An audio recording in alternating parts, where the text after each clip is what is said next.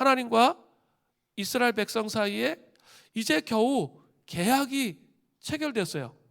그리고 잉크가 채 마르기도 전에 이스라엘 백성들은 어때요? 금송아지를 섬김을 통해서 계약을 위반했어요. 너무나 빨라요. 하나님은 이스라엘 백성들에 대해서 두 가지 단어로 이 7절 8절에 평가하고 계십니다. 첫 번째는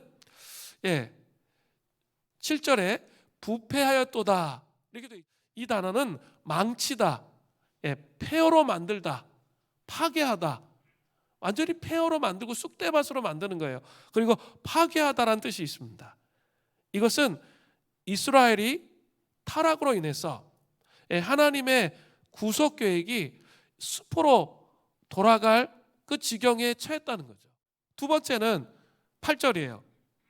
속히 떠나라는 단어가 나오죠. 떠났다는 히브리어로 수르인데 배신하다, 벗어나다의 뜻이 있습니다. 이것은 이스라엘이 배교할 때 사용되었던 단어예요. 이러한 이스라엘의 배교에 대해서 하나님은 어떻게 반응하십니까? 하나님의 반응이 또 두 가지로 나와요. 첫 번째는 이스라엘 백성들을 표현하는데 9절에 뭐라고 말씀하시죠? 목이 뻣뻣한 백성이다, 이렇게 말씀하세요. 목이 뻣뻣한이라는 것은 문학적 표현이에요. 고집이 센 거, 완전히 그냥 완고한 거 있죠. 그것을 말해요. 두 번째로는 10절에 아주 독특한 표현이 하나 나와요. 내가 하는 대로 두라. 이 말씀이 좀 독특한데요. 내가 하는 대로 두라라는 말씀이 나와요. 내가 하는 대로 두라, 이 말씀을 표준세번역 성경으로 보니까 너는 나를 말리지 말라, 이런 뜻이에요. 무엇을 말리지 말라는 거예요? 그것은 10절 후반절에 나오죠.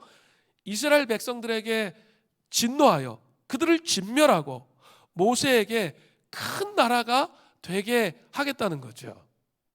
한번 잘 생각해 보세요. 이것이 하나님의 본심이실까요? 모세에게 너는 나를 말리지 말라는 표현까지 쓰시면서 이야기하신다는 것은 자신을 말려달라는 거예요. 자신을 말려달라고 이야기하시는 거죠. 하나님께서 이렇게 격렬한 감정을 표출하시는 이유는 여전히 이스라엘 백성들을 깊이 사랑하고 있다는 것을 보여주고 있는 거예요. 하나님을 바라보며 하나님 중심의 삶을 살아가고 있었던 모세는 이스라엘 백성을 향한 하나님의 마음을 온전히 헤아리고 있었습니다.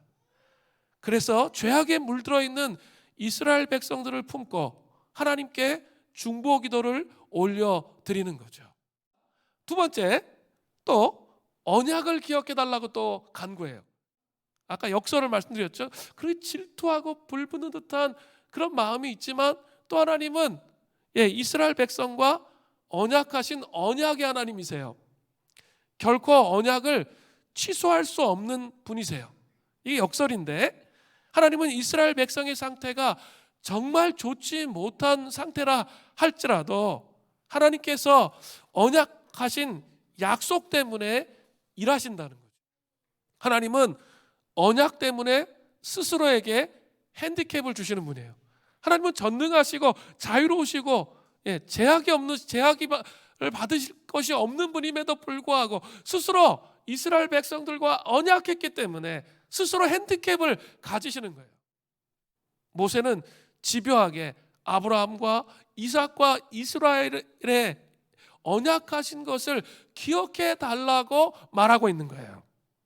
사실 이스라엘 백성을 멸하고 싶어 하지 않으시고 돌아오기를 바라시는 하나님의 마음에 맞는 기도죠. 말려달라는 기도가 이런 의미예요. 결국 이러한 모세의 중보 기도를 통해서 하나님께서 어떻게 하시죠? 출애굽기 32장 14절에 나오죠. 여호와께서 뜻을 돌이키세요. 이것은 이스라엘 백성들에게 주신 완전한 용서, 그게 아니에요.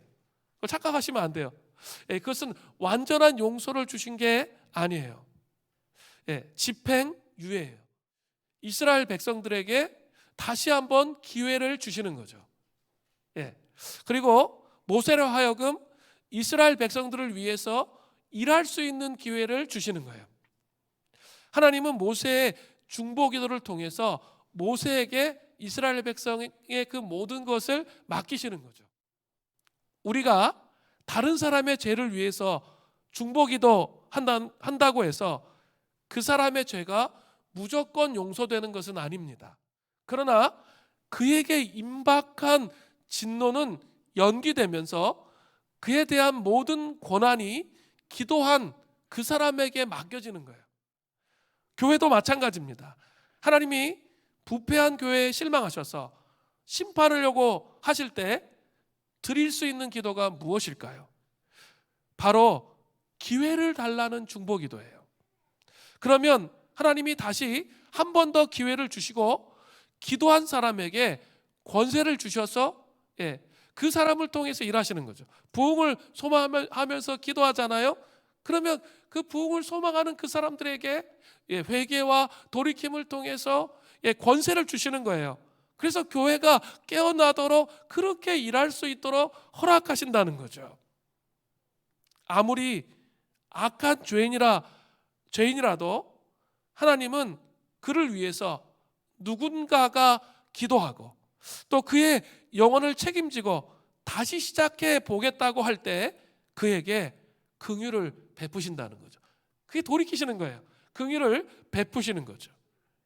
또한 이러한 사람들이 많은 교회에 부흥을 주시고 그리고 많은 사람들이 하나님께로 돌아갈 수 있도록 그렇게 하신다는 거죠.